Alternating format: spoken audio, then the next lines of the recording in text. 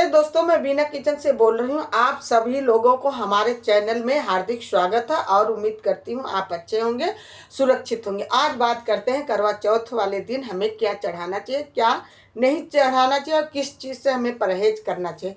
पहले तो बता दें, करवा चौथ वाले दिन व्रत हमें पूरा नीरा जल रखना चाहिए, लेकिन कहीं कहीं किसी किसी राज्य में तो दोपहर को ही नहा धो करके कथा सुन करके चाय पी लेते हैं, लेकिन हमारे तरफ ऐसा नहीं होता है। हम लोग ऐसा नहीं करते हैं। हम शाम को ही व्रत अर्घ दे करके चंद्र देवता को तभी व्रत हम खोलते हैं। तो आपको ये पाटा रख करके, एक छोटी सी पाटा रख करके उस पर लाल कपड़ा बिछा करके, करवा रख करके और कलश रख करके, गौरा पार्वती और शंकर जी का एक छोटा सा फोटो रख करके और करवा माता का फोटो रख करके हमें पूजा कर लेना चाहिए। और कलश रख करके उस कलश के अंदर हल्दी, अक्षत, चंदन, चंदन ना हो तो रोरी, सुपारी डाल करके ही आम के पल्लों पर एक दीपक जला करके हमें रख देना चाहिए। यही दीपक साक्षी होता है कि भगवान का हम पूजा कर रहे हैं। तो इसलिए दीपक रख करके हमें कलश के नीचे हमें चावल थोड़ा सा रख लेना चाहिए, क्योंकि खाली कलश नहीं रखते, नीचे अक्षत रख करके ही तभी रखना चाहिए। और उसके बाद कथा पढ़नी चाहिए करवा माता का। उसके बाद कथा पढ़ करके फिर हमें अर्घ देना चाहिए। वहीं बैठ करके हमें चंद्र देवता का अर्घ देना चाहिए, चंद्र देवता को प्रणाम करना चाहिए। और पतिदेव साथ में हो तो उनको चलनी में उनका मुंह देख करके उनको प्रणाम करना चाहिए, उनका पैर छूना चाहिए।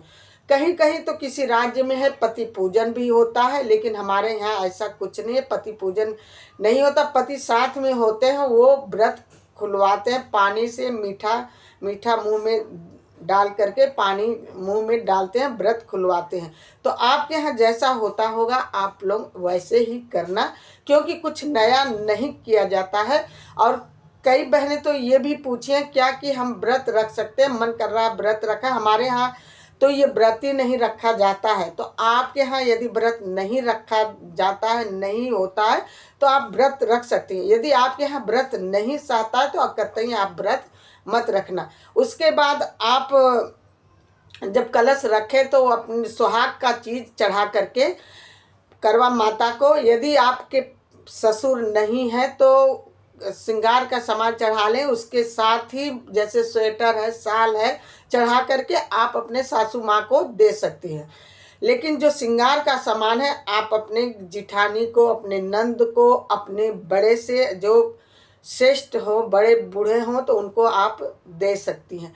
ऐसा नहीं कि चढ़ाया हुआ चीज़, दान करा हुआ चीज़ अपने मायके पक्ष में दे दूं, तो मायके पक्ष में नहीं देना चाहिए। दान किया कहीं पूजा पाठ करके कथा सुन करके जो करवा में जल हो उसको चंद्र देवता को अर्घ दे करके तब, और एक करवा में उसमें मिष्ठान होती है और उसको प्रसाद के रूप में बांट देते हैं। बायन है, आप फल फूल मिठाई चढ़ाएं तो आप या तो उसी टाइम प्रसाद बांट सकते हैं, या तो सुबह आप अपने अगल बगल प्रसाद बांट सकते हैं। इसमें कुछ बात। और कहीं कहीं तो लोग पूरा व्रत फल पर ही रखते हैं, लेकिन कहीं कहीं व्रत खोलते हैं, भोजन ग्रहण करते हैं, अपने गौ माता को पहले अग्रासन निकाल कर